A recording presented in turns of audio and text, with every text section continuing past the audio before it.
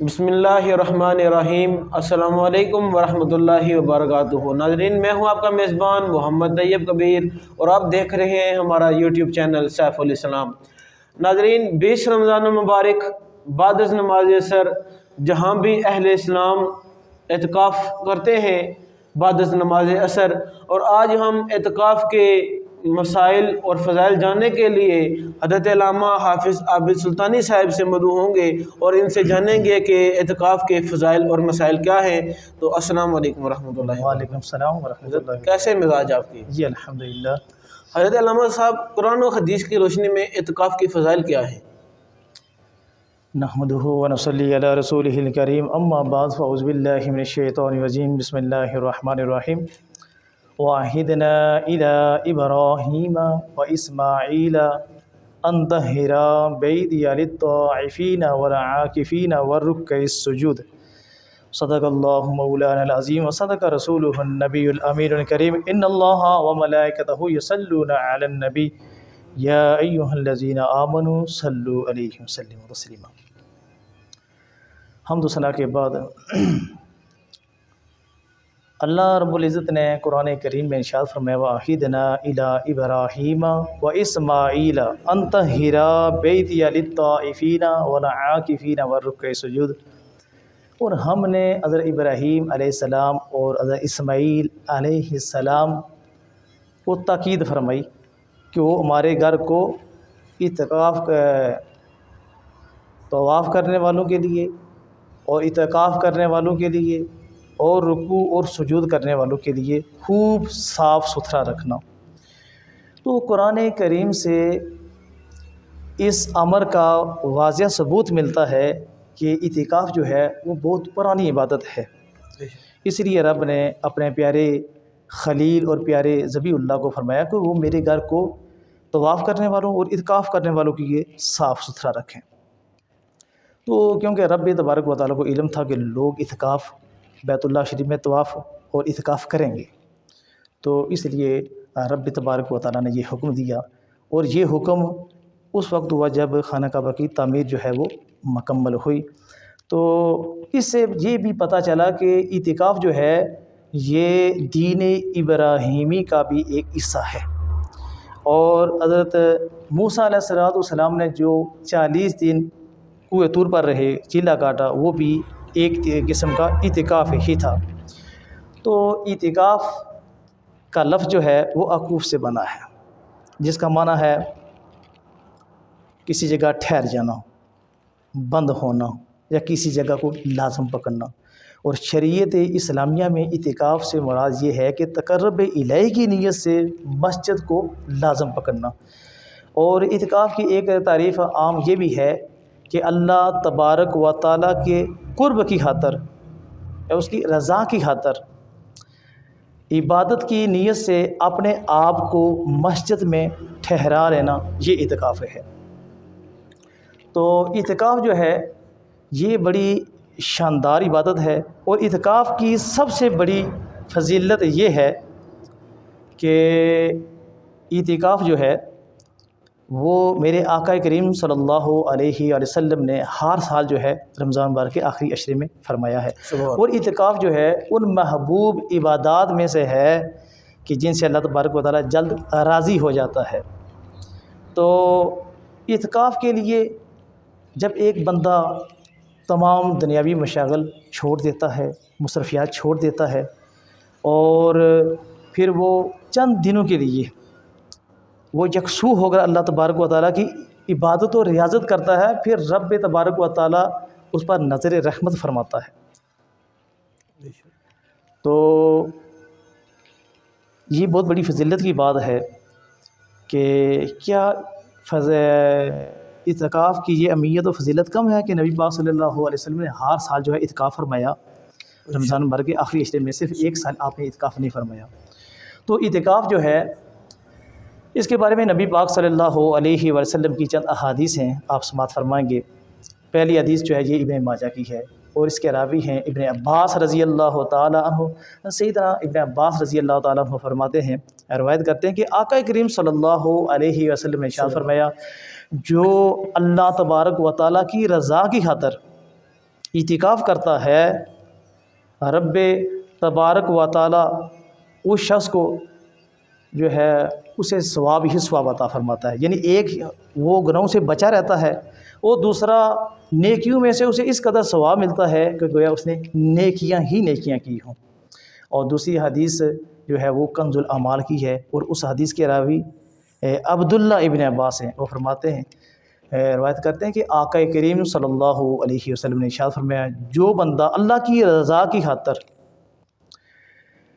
ایک دن کا اعتکاف کرتا ہے خلوص نیت کے ساتھ، اللہ تبارک و تعالیٰ اس بندے اور جہنم کے درمیان 3 خندقیں حائل فرما دیتا ہے، اور ایک خندق کا دوسری خندق کے درمیانی جو فاصلہ ہے وہ زمین و آسمان کے فاصلے سے بھی بڑھ کر ہے۔ اور تیسری حدیث جو ہے وہ ہے بیہقی شریف میں ہے، شعب الایمان میں بھی ہے، اور اس حدیث کے راوی ہیں امام حسین رضی اللہ تعالی عنہ۔ سیدنا امام حسین رضی اللہ تعالیٰ عنہ سے روایت ہے کہ آقا نامدار صلی اللہ علیہ وآلہ وسلم نے ارشاد فرمایا کہ جو بندہ رمضان المبارک کے آخری عشرے میں 10 دنوں کا اعتکاف کرتا ہے، وہ بندہ ایسا ہے، وہ شخص ایسا ہے جیسا کہ اس نے 2 حج اور 2 عمرے کیے ہیں۔ سبحان اللہ۔ دیکھیں عبادت کتنی ہے 10 دنوں کی، لیکن ثواب کتنا ہے 2 حج 2 حج اور 2 عمرے کا۔ اسی طرح ایک حدیث ہے تذکرۃ الواعظین کی، اور اس کے راوی ہیں انس رضی اللہ تعالیٰ عنہ۔ انس رضی اللہ تعالیٰ عنہ سے روایت ہے، سرکار مدینہ سرور و قلب و سینہ معطر پسینہ فیض گنجینہ باعث نزول سکینہ صلی اللہ علیہ وآلہ وسلم نے ارشاد فرمایا کہ جو بندہ رب کی رضا کے لیے ایک دن اور ایک رات کا اعتکاف کرتا ہے، اللہ تبارک و تعالیٰ اسے 300 شہداء کا ثواب عطا فرماتا ہے۔ سبحان اللہ۔ تو دیکھیں حدیث پاک کی روشنی میں کس قدر جو ہے اعتکاف کرنے والوں کا ثواب جو ہے وہ بیان کیا گیا ہے۔ اور اعتکاف رمضان المبارک کی خصوصی عبادات میں سے ایک عبادت ہے۔ وہ بندہ جو سراسر بندگی کے لیے پیدا کیا گیا تھا، بنایا گیا تھا، اس کو دنیا نے غافل کر دیا، آداب زندگی سے نا آشنا رہا، لذت آشنائی سے بے گانا رہا، راز محبت کو وہ پا نہ سکا، اور دنیا کے چکر میں، دنیا کے فراڈ میں، دنیا کے دجل میں، دنیا کی حرص میں، دنیا کے لالچ میں، اور دنیا کی رنگینیوں میں، دنیا کے لہو و لعب میں یعنی کھیل تماشے میں، دنیا کی زیب و زینت میں وہ پھنسا رہا، الجھا رہا، 2 اور 2 4 کے چکر میں اس نے اپنی زندگی گزار دی، اور متاع آخرت سے بے سار و سامان رہا، غلامی مصطفیٰ کو وہ پہچان نہ سکا، غم میں ہجراں کا طالب نہ بنا، اگر مسجد میں آیا ہے تو بحث و تکرار کر کے چلتا بنا، کیونکہ آداب محبت سے واقف نہ تھا، حب الہی سے بے گانا تھا، اور عشق مصطفیٰ کے بغیر وہ سرور کیسے پاتا، مزہ کیسے پاتا۔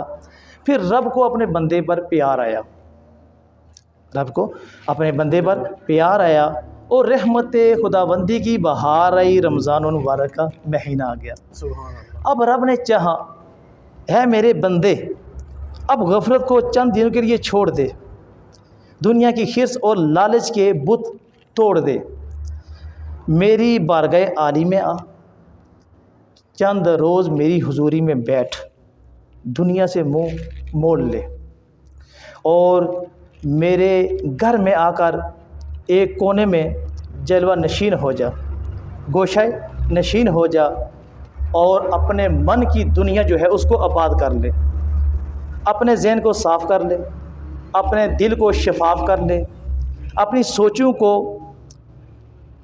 عفت دے، اپنے خیالوں کو پاکیزہ کر، اور اپنی نیت کا جو قبلہ ہے اس کو درست کر، اپنی بیوی سے الگ ہو جا، اپنی اولاد سے جدا ہو جا، اور دوستوں سے، عزیز و اقارب سے کنارہ کش ہو جا، ان سے بھی علیحدہ ہو جا، حتیٰ کہ تیرے دل میں فقط میری محبت کے سوا اور کوئی چیز نہ رہے، پھر ہمہ تن میرے ذکر میں میری یاد میں مست ہو جا۔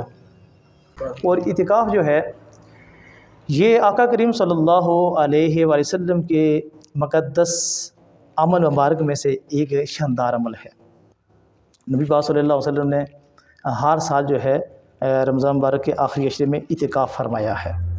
ایک سال آپ نے نہیں فرمایا تو بعد میں آپ نے 20 دنوں کا اعتکاف کیا ہے۔